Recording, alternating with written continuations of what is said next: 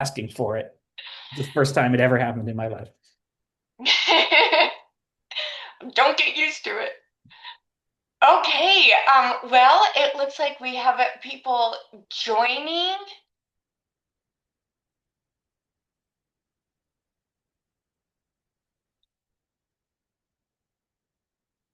Good morning, everybody.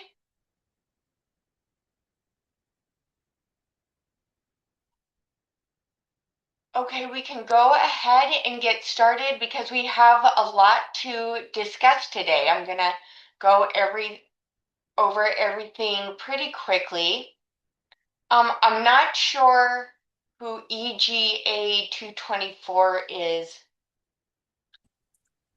Do we have anybody new that would like to introduce themselves? Amber, it's me. Sorry, it's Oh, I don't think I need an introduction. well, hello.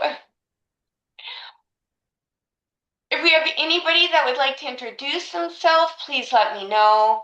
We're also compiling like a just a roster of people in attendance so we can make sure we get your information correct when people ask later. I will put that in the chat right now.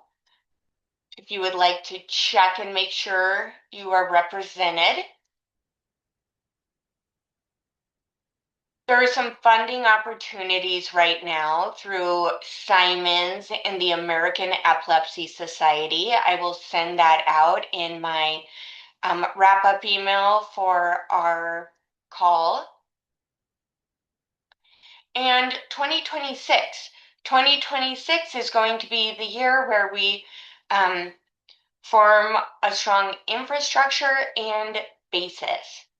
Clinically, our goals are to publish a disease concept study, a strategic research plan, a standard of care, look at our data in matrix and do an analysis, foster centers of excellence, and ultimately begin the process of scheduling an FDA listening session, hopefully between shutdowns. And then scientifically, we are going to work to further understand the mechanism of disease, and hopefully those results will help lead us to a small molecule screen.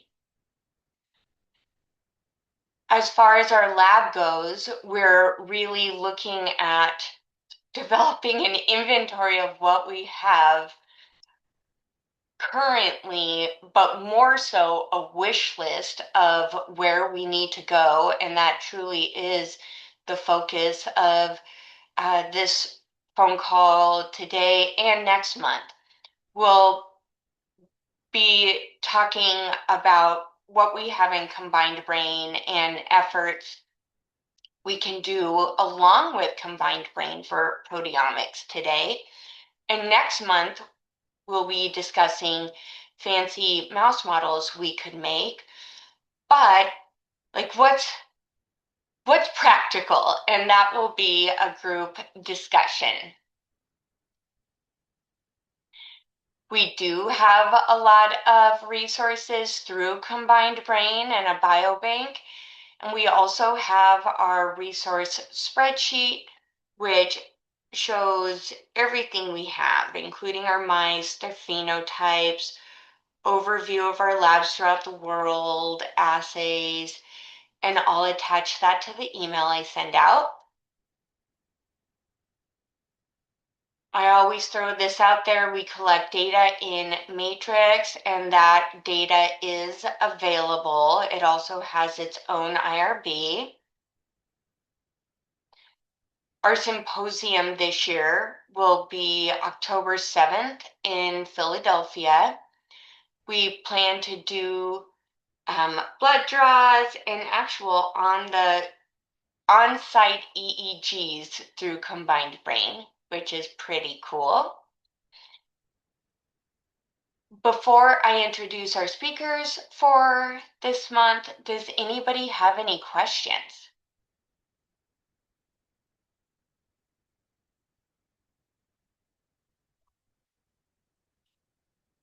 Okay, so last month we ran out of time with Dr. Benedikt Kessler in his No, I'm just thinking, what in his discussion of bioinformatics, and then we're going to move the conversation to Lindsay. Would you please say your last name correctly? It's a tough one. Wieczorek. I was writing it in and I was like, what? I think I'm just going to make a mental note to have her say it Perfect. Yeah. correctly. Yeah. So with that, Benedikt, if you would like, I'm going to stop sharing, and if you would like to share your screen, and then we can switch screens to Dr. Wieczorek.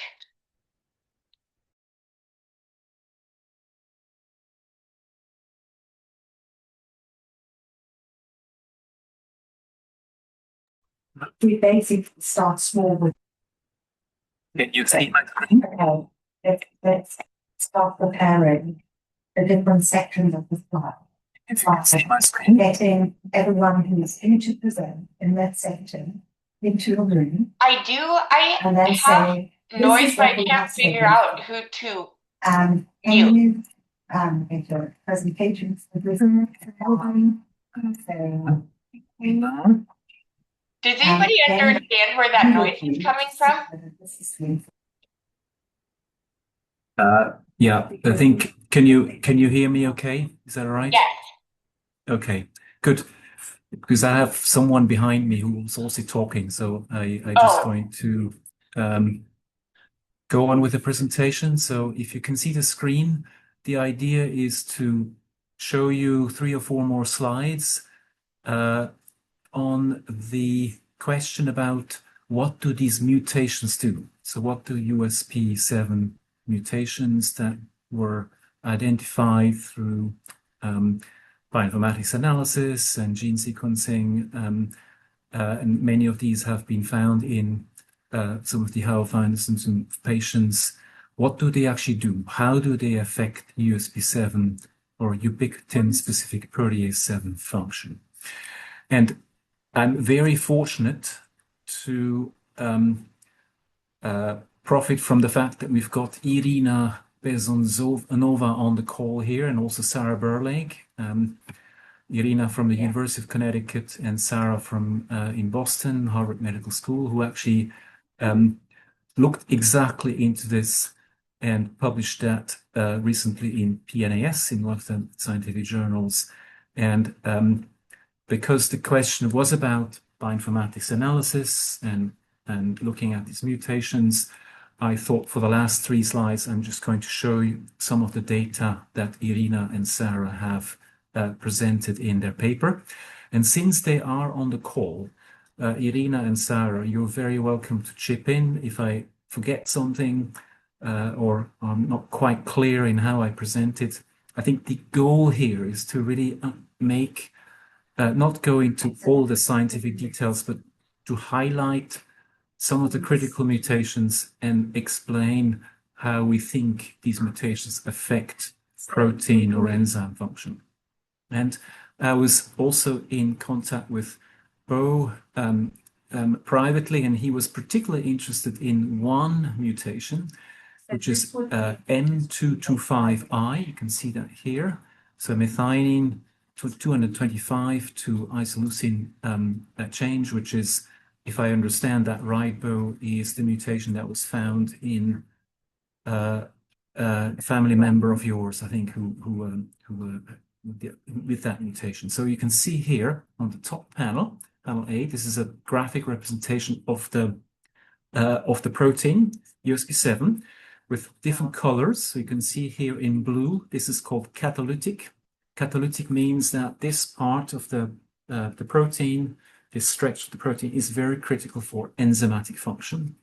And since USP7 is a protease that cleaves ubiquitin from protein substrates, this is the proteolytic function. And you see many mutations linked to Hao-Fountain syndrome are actually linked or located in that catalytic domain. Then on the left, you've got the TRAF. It's called the TRAF function in this pink area. This is the area that USB7 needs to recognize and grab substrates that are ubiquitinated. And then once it can recognize them, grab them, it then cleaves like scissors, pair of scissors, it cleaves ubiquitin chains from these substrates. And then on the right, we've got these number of these very colorful domains called UBL1 to 5, ubiquitin-like domain 1 to 5. These small domains are very critical to regulate the function or the activity of the enzyme. So it's like an engine where we have on the right, we have areas where we can tune the engine or tune it up or down to make it more active and less active. The actual engine itself is the catalytic domain, and then the TRAF domain is where it's attached to the substrate. And the vast majority of mutations are located in the catalytic domain, some in the TRAF domain, so recognizing substrates, and some in some of these UBL domains, which means that some of these mutations may affect how to tune the activity of the enzyme. And here you can see the structure. This ribbon structure or the 3D molecular structure of USB7. Here is sort of filled out, and it shows where these mutations are located. Again, I would like to highlight M225I for both cases, just as an example. You can see here it points out right into the middle of the enzyme USB7, and it's close to what we refer to as a switching loop, which are areas that are very critical and change around when a substrate and ubiquitin is bound. So this is about location. So that tells us a bit about potentially what these mutations do based on the location within the enzyme of where they occur. So then what Irina and Sarah did is first ask the question, well, when we introduce these mutations into USB7, how does that affect the general stability of the protein? And the way to do that is to simply prepare a protein solution with USB7 in the middle in the solution, and then heat it up, and then measure when does the molecule, the protein start to denature or sort of fall apart. And you can see that here, TM, and what black is always wild type. So you can see you can heat it up to about 51 degrees, and then the protein falls apart.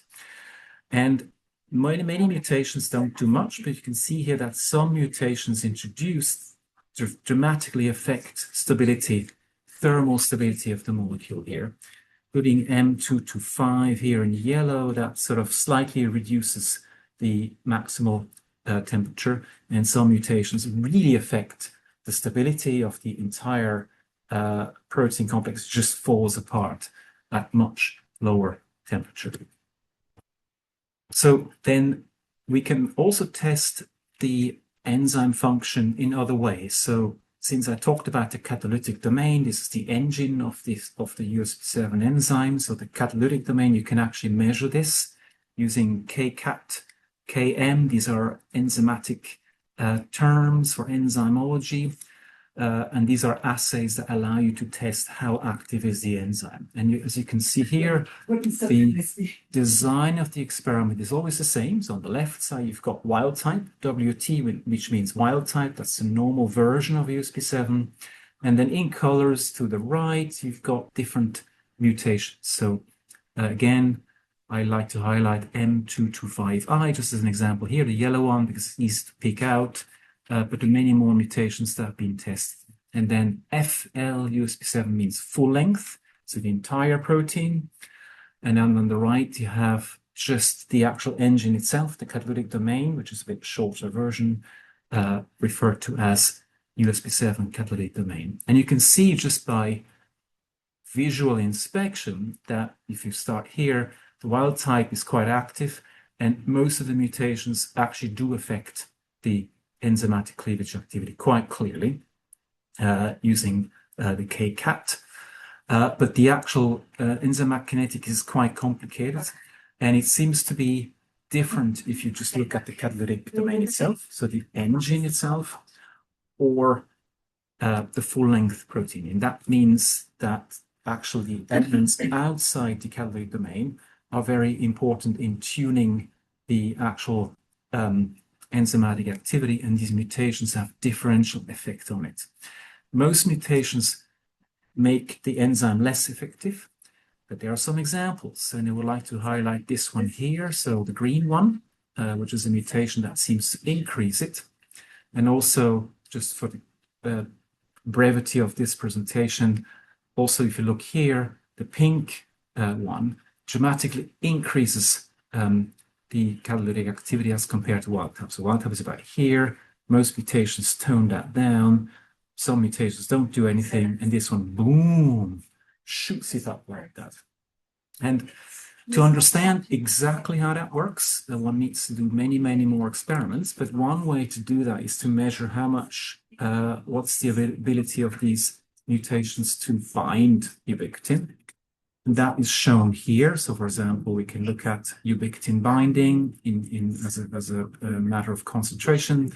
And in this case here, Irina and Sarah's team, they actually looked at this enhancing mutation, this E345K, and that seems to be less well in binding ubiquitin. So the wild type binds ubiquitin better than mutant, but in terms of the enzyme kinetic, this is quite complicated, because this means that the enzyme recognizes ubiquitin, cleaves it from the substrate, and releases it, and that this may actually work faster than with the wild type.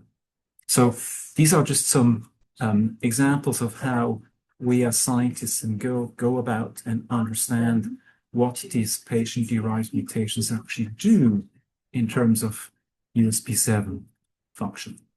And this is to summarize some of these findings.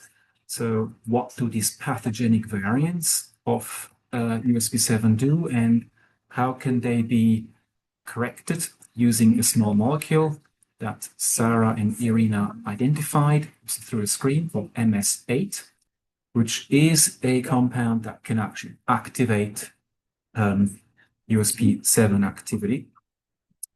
Because most mutations, as you can see here again, this is a measurement of activity over time. This is the wild type in black, and most mutations actually suppress enzymatic function. So this means that if you want to correct that through a small molecule to treat the patient to then sort of restore this enzymatic function in patients, the small molecules have to activate this, and this is exactly what this molecule is reported to do, MS8. And the way it works is, just in a few words, is that USP7 as an enzyme in cells exists in two forms. In off form, so when it's not active, it's dormant or it's not active. And then when it gets activated, it's an on form. So it's like an on and off switch. So you go to your room, it's dark, so you switch the light, the light switch is on off, and then you can also switch the light on, so you switch the switch to on. So these are two different stages of the molecule. And typically the off to on switch is provoked by when USP7 finds a ubiquitinated substrate and binds it. So the actual ubiquitinated substrate itself can bind to the off form of inactive USP7 and activate it. This has to do with a complicated rearrangement of these UBL domains and also recognition of the substrate and ubiquitin that then are close to the catalytic domain where it gets cleaved, which is the actual function of USP7 in a normal circumstances. So when these mutations kind of keep the equilibrium sort of more in the off inactive form or less active form, then small molecules can be used, like MS8, which is what Irina and Sarah have found, to sort of switch on USP7 here with this MS8 activation. And this is by, again, manipulating how these UBL domains bind here, and somehow can open up and make sure that this USP7 is a more in a on conformation and therefore can bind to substrate better and cleave ubiquitin better than without the combination. This was the major finding from these two papers written on the left, two PNS papers back to back, really beautiful studies that gave us the first insights of what these mutations actually do, these patient-related mutations in terms of USP7 function. So just to summarize, these, of course, were all done in a test tube with recombinant USP7 in a test tube. Of course, in real life, in the patient, we have to, this is much more complicated because USP7 has many substrates in a study context, and many more studies needs to be done. So USP7 has been studied for many years in research, also more in a clinical context, but was more known to play a role in the cancer context, where actually the pathological situation was that there's too much USP7 activity, so you want to tone it down. You need to reduce USP7 function using inhibitors. Whereas for the brain pathology related to the Hao-Fountain syndrome, it looks like most mutations reduce activity. So the translational or the therapeutic value would be to enhance USP7 function through these allosteric activators, as we call them, like MS8. So the question is, the outstanding question is, and I would like to leave this to as the last slide, is what does that do in vivo? So when we know about switching on and switching off USP7, that's in a test tube, how do we translate that back into what happens in real patients? And for this, we need to know what the substrates are.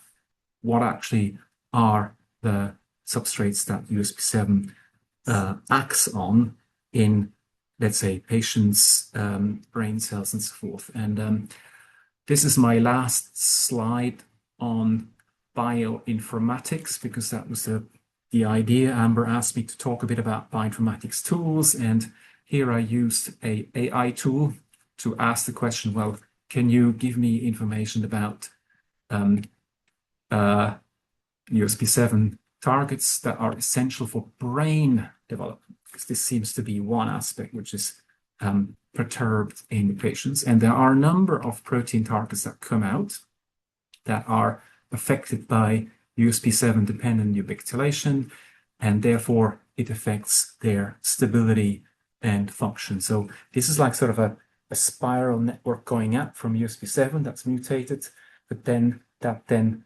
precipitates out into the substrates around it that are no longer correctly ubiquitinated and therefore affected in their function.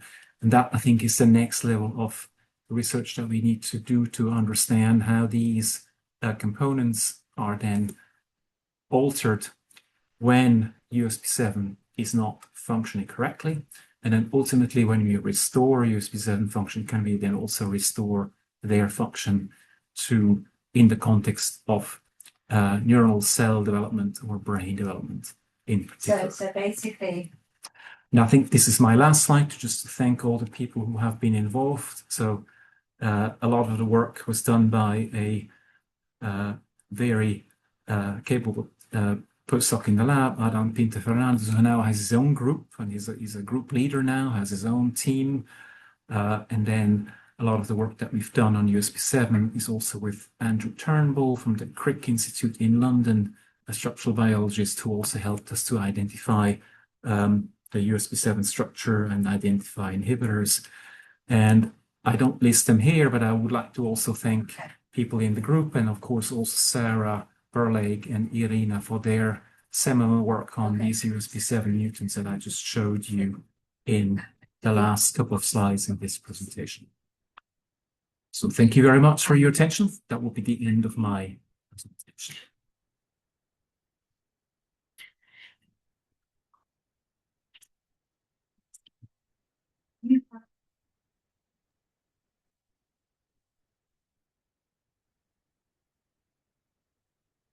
Awesome. Lindsay, Are you able to share your screen? Yeah, I am. I didn't know if you wanted to do any questions or have any follow-up. I can go right in. Can you guys see my slides? Yes. Okay, wonderful. I am going to talk today about integrated multi-omics that are underway at CombineDBrain. This is meant to be more of a discussion, so please interrupt me.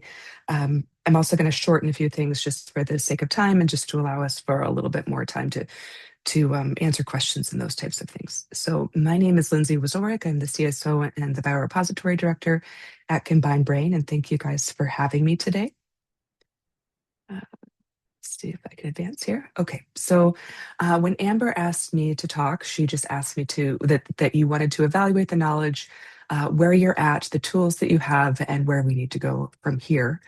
So I'm going to just do a very brief overview of what omics are. I'm not really sure who exactly is in this audience. It's going to be very brief, and then tell you what data are available at CombineDBrain. With the partnership that we have, some of that data is available, and the current multi-omics initiatives that we have going on at CombineDBrain, and what samples that you have available in the biorepository for use, either for these studies or for other studies. Okay, so just a bit of an omics overview, just so that we're all on the same page. What does it measure and why? So from the cell, we can step through this different stack of omics, looking at genomics, transcriptomics, proteomics, and metabolomics. I'm sure most of you are familiar with these things, but just in case not, I'm just going to walk through it super fast. So for genomics, what it measures is basically the genome sequencing, variations, structural alterations, and in some cases for long-read sequencing, you can also detect methylation and epigenomic patterns, which is sometimes really handy. So this identifies pathogenic variants and enables functional predictions of gene disruptions, those types of things. Transcriptomics is an RNA transcript quantitation, looking at isoform splicing through RNA sequencing. This can reveal altered gene expression profiles and detect alternative splicing and transcriptional shifts. We look at proteomics, which is a protein level quantitation and post-translational regulation profiling. And this can be done to measure changes in protein abundance, stability, signaling networks that might be impacted by a specific dysfunction. And it could capture the post-translational regulation protein turnover as well. And we're starting to add metabolomics, quantitation of small molecule metabolites through a targeted or untargeted profiling approaches. And this can be important for metabolic pathway activities if there are any energy utilization or mitochondrial dysfunction within your disorder. Any downstream effects of those physiological consequences are important. So the value of a multi-omics integration, and that's kind of where we're leading with CombineDBrain.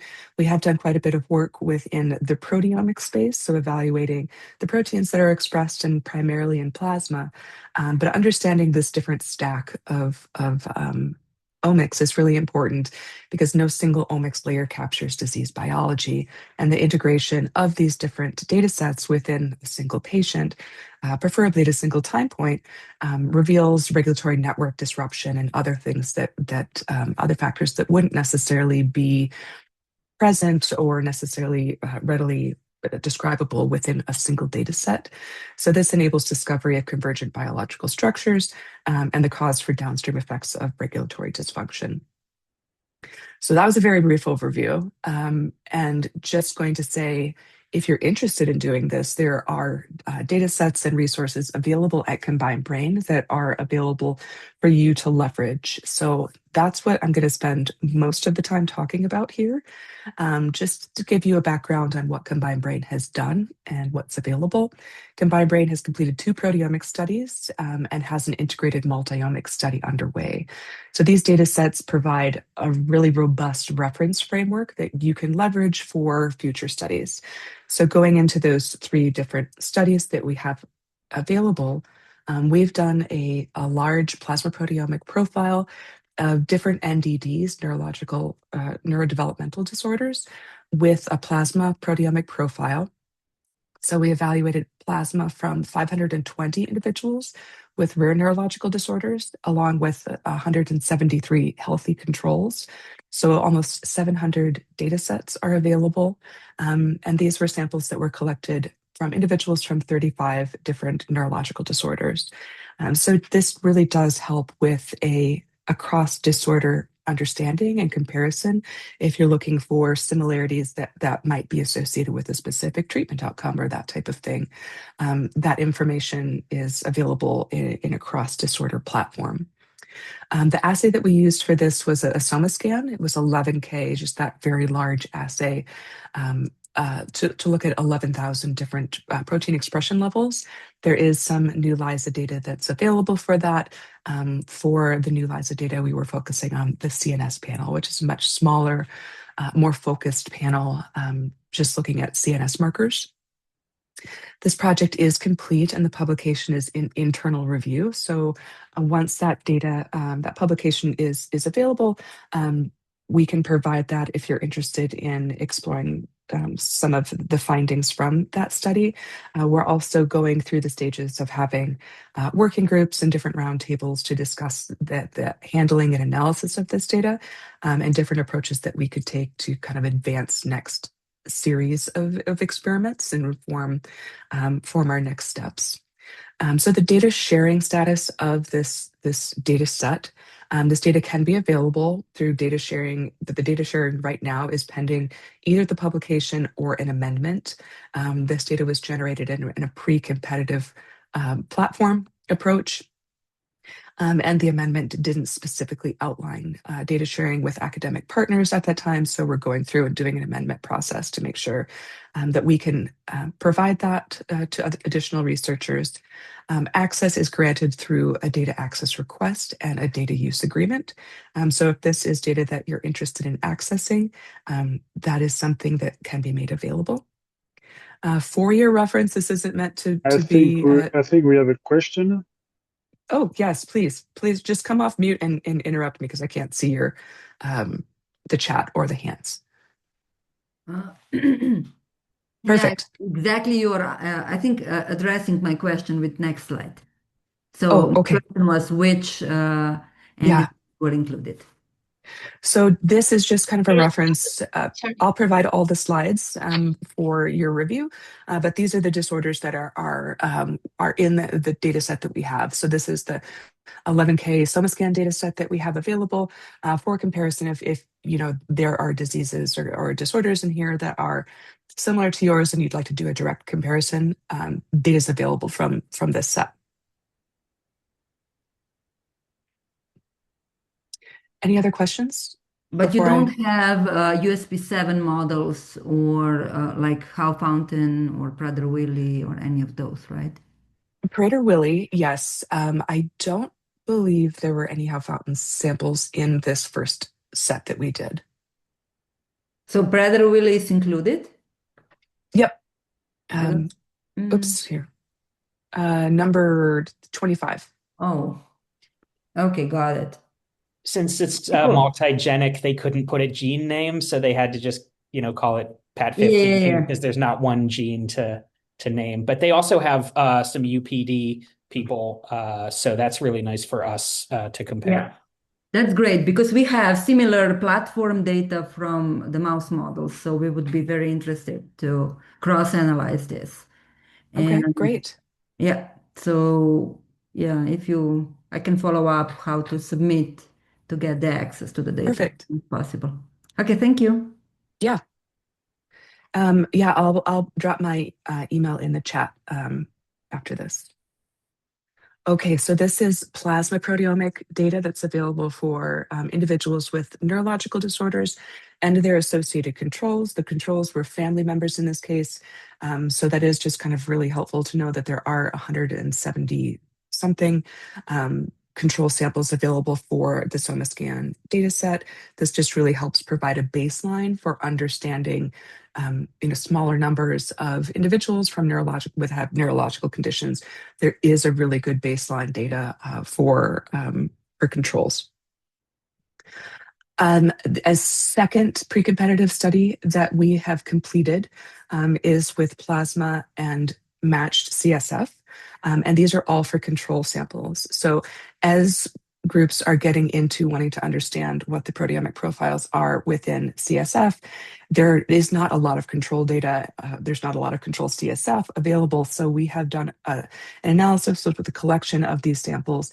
Again, so this data is available as kind of a baseline and a benchmark for what a control population looks like for when groups are interested in looking at their smaller populations of CSF samples for individuals with their conditions.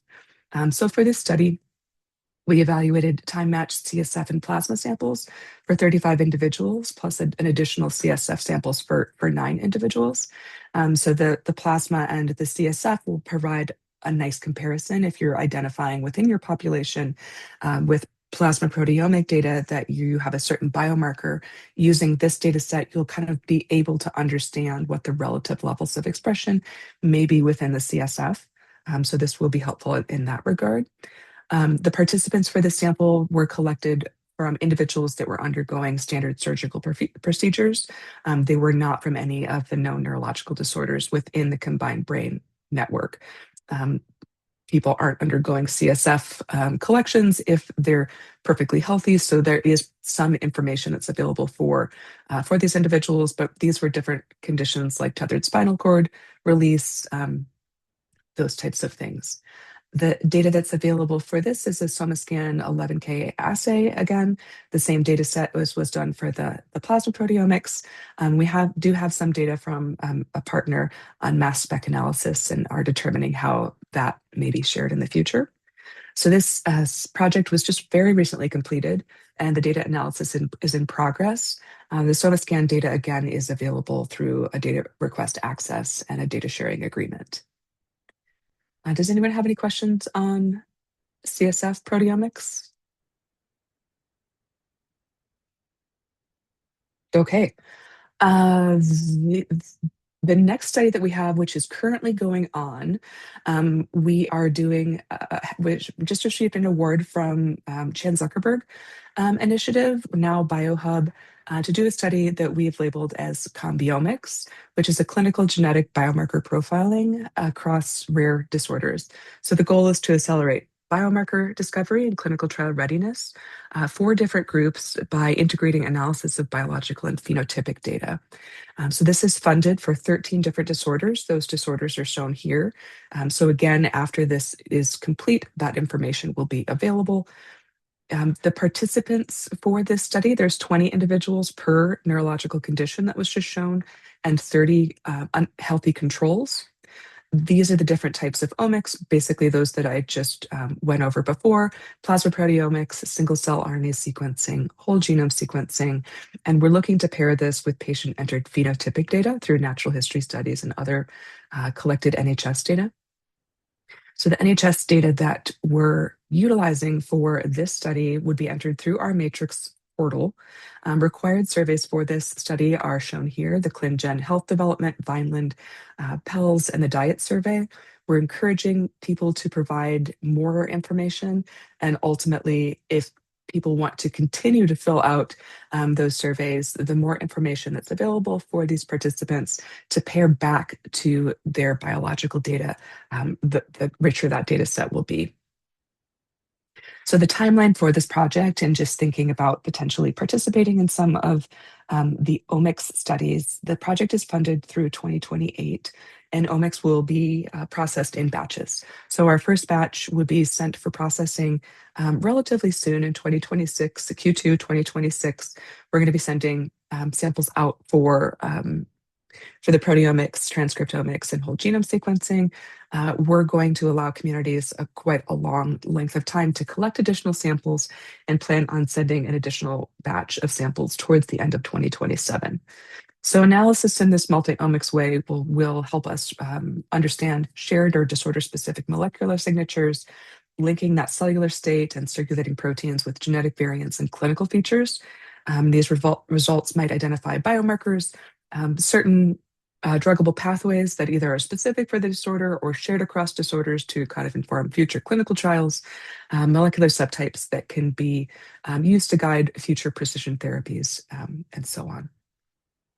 So we are working on expansion opportunities for this funded studies in which we're working with our vendors to secure kind of bulk pricing for access to these different omics that we're going to be using for this study. So PAGs that are interested can pay for omics per participant. And this would allow for comparability within the cross-NDD disorder and as well as access to all of the control data that we'll generate within this study.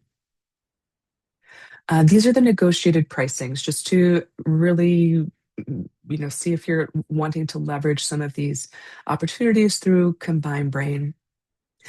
We work with different partners to have different contracts or service agreements in place where a PAG can work through us as opposed to having to create their own contracts with industry partners. We just can create a scope of work with a patient advocacy group to execute some of these omics studies or other services.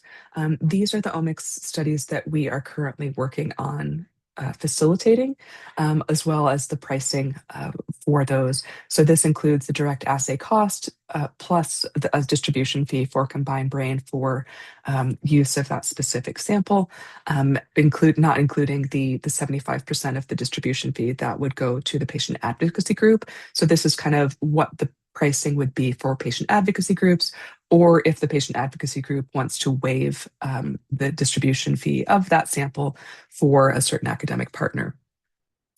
So plasma proteomics are priced for proteomics are priced for plasma or CSF. That's why there's two different prices on here. CSF is much more precious, and the distribution fees for that are higher. So this is just a work in progress yet. Some of these are in quote stage, some of these are pre-quote. So some of that pricing might shift a little bit, but overall we're confident that we're able to execute these experiments on a low-cost basis. Okay, now what is just kind of a summary from that? What is available? So if there's interest in genomics, transcriptomics, or proteomics, what can you use for your studies to benchmark against? This is what we have. This is the data that we have available or will have available from those studies that I just went over. The number of control samples, those controls are healthy individuals that were utilized for these studies, the number for each of those, and the number of affected individuals and the number of NDDs that they're representing are shown here. So how many participants we have in order to do cross comparison if you do decide to generate omics data. These are the specimens that you all have available for the UPS7 community. These are the specimens that are in the biobank, and essentially there's three kind of sets of samples that you have. So control samples, there's 9 participants that have provided control samples, and that's plasma, urine, and whole blood. There's affected individuals have 2 populations. There's 1 collection of CSF samples, just CSF samples from these participants, no other samples.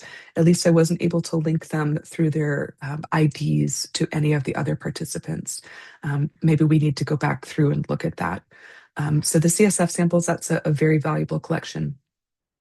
And then another collection of affected participants, there's 11 individuals that have provided some subset of PBMC, plasma, urine, or whole blood. So these are the samples that you currently have available for analysis. Just to give you an idea of what those participants are, that information is here. Getting to, I know I'm running a little bit low on time, but what this would look like if you're interested in doing proteomics analysis or any analysis with the samples that you have available, kind of giving you kind of a cut on what that cost would be. So thinking about if there are, what is that highest impact omics entry point for your community? If you're interested in benchmarking against the very largest data set that we have available would be the proteomics, plasma proteomics for sure. Plasma proteomics would provide, that really highest impact point for USP7, enabling a more immediate biomarker discovery. And if you add on CSF development in there, CNS relevant pathways. So those would be the total costs for completing proteomics analysis with everything that's available. So it's a little over $16,000. Adding in an additional omics stack, like what I mentioned earlier, you could also add in whole genome sequencing, transcriptomics, those types of things, either with all of the samples or only for the individuals that have have the plasma proteomics data for, depending on how you want to do that. But this would provide a causal and regulatory context that you would help understand those proteomics findings, and would definitely help enable stratification of variant stratification of your genetic variants and additional downstream work from there. So the total for those additional add-ons would be here, bringing if you did omics studies for all of the available samples, it would be a total cost of a little over $26,000. And these are not something that you need to do with all of the data or all of the samples that are available. There are communities that are, adding additional 5 samples or wanting to do kind of spot checking for certain community members. So these are just priced per person. This is just kind of an estimate of what the total cost would be. Just to state here, if you're thinking of these numbers and really wanting to increase the power of your study, whether that's plasma proteomics, it would just be for plasma, PBMC, or whole blood. CSF is really a more delicate collection and only something that we do through physician collection in the context of standard care. But if you're interested in increasing the number of samples that are available for direct blood draw, we have different roadshows that are available across the country. These are the locations and the dates for 2026. If you're working with specific communities in these areas, your family members can walk into these sites and participate at any of these roadshows for free. These are hosted by different patient advocacy groups already, and anyone is welcome to walk in and donate samples if you're interested in increasing the number of samples that you have in the biorepository. Okay, so lastly, all of that wonderful biological omics data, we're working to integrate that with the natural history data. So on our Matrix portal, these are the surveys, the primary surveys that are available. If there are surveys that you're particularly interested in for your own research, this is customizable. The patient advocacy group can add additional surveys to this. They can modify this. They can put these surveys out to the community at certain time intervals, those types of things. All of this information is on our IRB approved, HIPAA compliant database on the Matrix portal. It's ready to go and ready to use.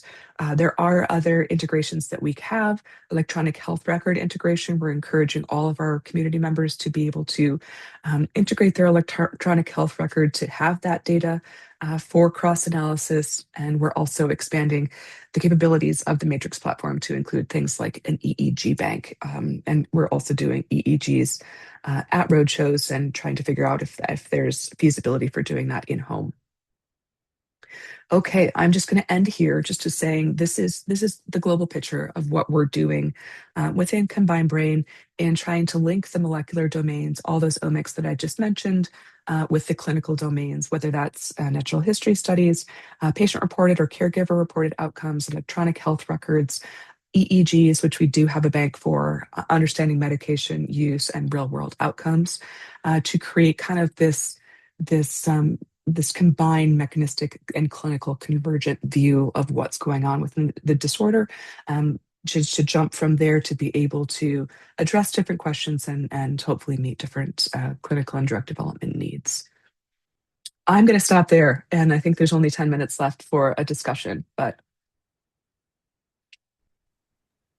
thoughts or questions?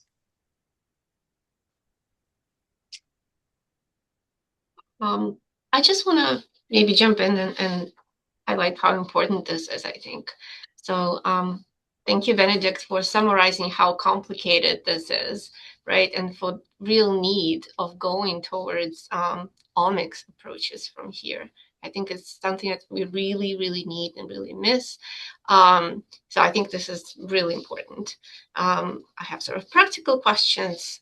It would if we would want to use the data or would want to get some omics analyses on the samples that you guys already have, how long will that take? This would be really great sort of preliminary data to show for, applying for NIH grants and things like that. Yeah. So I'd like to kind of give a sense of how long it's going to take to get the first data or get access to data that's already there that you're about to publish. Yeah, the data is, we expect the data to be available for the plasma proteomics, the data sets that we have to be available shortly. So we're working on that contract execution. We're hoping that that's available within the next month. So that would be access to control data. When we're having a community that's providing, that we're providing data for, we're hoping that if they do decide to do the plasma proteomics or other assays, that they'll want to deposit that data within our repository as well, so that that's available to other researchers for analysis. We try to leverage all the resources to make all of the different neurological disorders be able to move forward most quickly. So the data sets that we currently have are available probably within the next month or so. If you're interested in performing some of these experiments with COMBINEDBrain through the different resources that we outlined, we plan on sending the first batch of samples for processing probably within the next 2 months. So if you want to generate some preliminary data, and when I was talking with Amber, this is a really nice number of samples to generate preliminary data. If you see some interesting signals, that is definitely grant worthy and an approach to be able to expand into a larger data set. There are some groups that are wanting to do that have the 20 samples that are paid for that want to add another 20 samples, so 40 samples. It really depends on where your community is at, and generating preliminary data is probably the best approach if you haven't entered the omics arena yet. Thanks. It was a very long-winded way of saying these things are available or coming soon.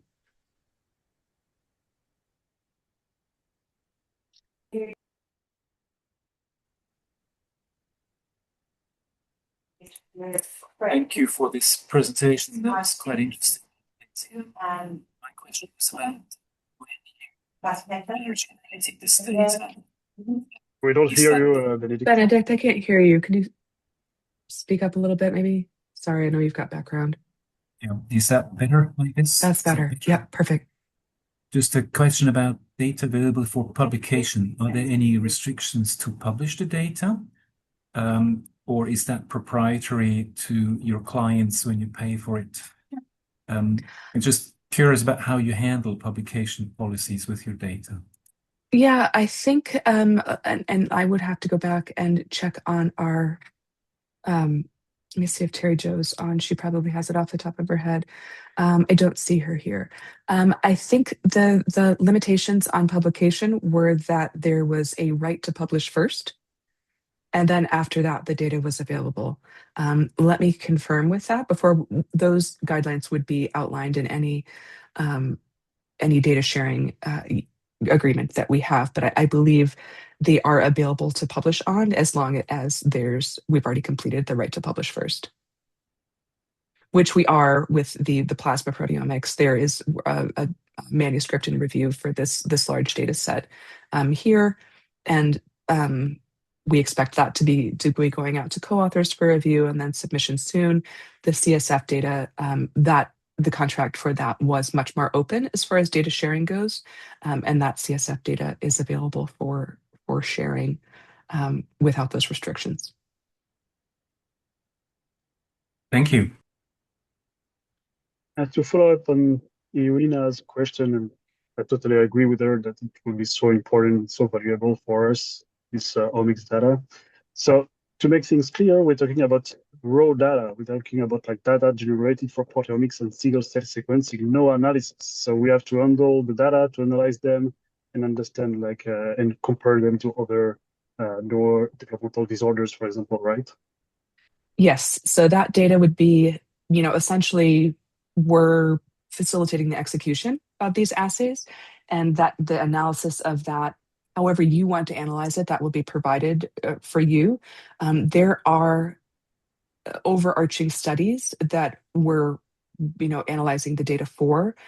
So there are data analysis plans within COMBINEDBrain, but that you would have access to the raw data. And then if you're interested in participating in some of our data analysis working groups, we are also hosting those to be able to digest this, because it is a lot of information. So we're trying to facilitate both ways to store the data, because it is a lot of information for patient advocacy groups or researchers to have. So figuring out the best way to make this accessible, and also, to make it linked with all the clinical data, and then trying to figure out the best ways to share that, and then work through individual disorders for the best analysis approaches and those types of things, making sure the community is connected in how they're handling all of this data. It's a lot.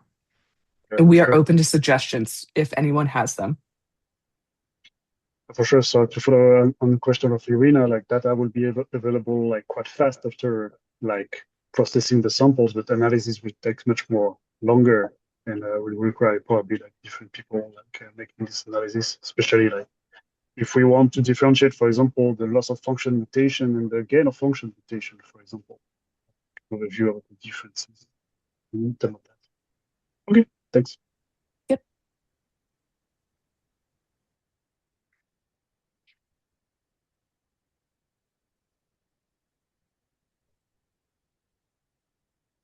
All right, Amber, I'm going to stop sharing, pass it back to you. Yeah, but it looks like we are at time. So amazing conversation. Next month, we will be discussing mouse models, and it would just be very helpful to the patient organization to start prioritizing like wish list type projects and what models and information will matter the most with sparse resources. And other than that, I hope everybody goes and has one killer Tuesday. I just had to look at my calendar and make sure it was Tuesday. Have a great day, everybody. Thank you. Thank you. Yeah. Bye. Thank you. Bye. Bye. Amber, do you have 2 seconds to I talk do. to Allison? Talking to myself in the third person, but Okay. Do you want me to stay or no, Allison? Are you okay? oh no, this is about the summer student. I wanted to ask cool. about. See you later. So when we met last time, Amber, I had mentioned that we could have a summer student put together this kind of, I'm going to call it a bio resource. And I was wondering if you guys if you were interested in funding a student for the summer, because if you are, then I would go ahead and reach out to the right people who run the program and just make sure we're all connected, if that was something that the foundation was interested or not. How much money is it? It's about $5,000. Yes. Okay, great. Okay, great. Yeah, that's it. I will get you the exact number, but I'm trying to remember how much they say their stipends are. It's either $4,500 or $5,000. It's no more than that. And then oh my God, yes. What will be so great about, because it's all like online, there's no like reagent costs, right? Like we don't have to pay for cell food or whatever, so that would be the only cost, would be just paying a stipend for the student. Oh my God, that's amazing. So we could do that. So I thought, well, I will. So if you guys are really actually interested, I'll get the behind the scenes things moving, and then, in a little bit, we should have a meeting and define exactly what that project should be. And I can never remember the woman's name in New Mexico. What is her name? Well, it's not New Mexico. It's Lubbock. Clementina. Clementina. Yeah, where is she? She's not in New Mexico. She's in Texas. Well, it's close. Yes, that's why. It is close. And Texas is huge. The way to Texas Tech is in Lubbock, and they have this huge restaurant called the Big Texan. And if you eat a 32-ounce steak, you get it for free. 32-ounce, 2-pound steak. Woo! Yes, and you get to ride a mechanical bull. Oh God, after eating a 2-pound steak. Woohoo. Oh my goodness. Okay, so I thought, okay, so great. I have a student in mind, and also just thinking about like things. Yeah, okay, great. I was just thinking about like, oh, there's workshops they could do now to get ready for it, and things like that. Yeah, Okay. start it. Okay, great. Great. Because I'm reaching out to, we have some people at Wesleyan that do like big data research. And so they're always pulling from different databases. So I'd reached out to them to ask like, what are some important things to think about if we're building a resource? So I'm going to, do some front end work, I guess is what I'm trying to say. So it's always better if we have all these things, like understand all these things before we start building something, right? So make sure that it's useful at the end. Very cool. Okay, great. Then I'll go forward with that. Thanks, Oh, Amber. and I love the tranquility of your house. Oh, thanks. I love this ceiling, this wood ceiling. It's so pretty.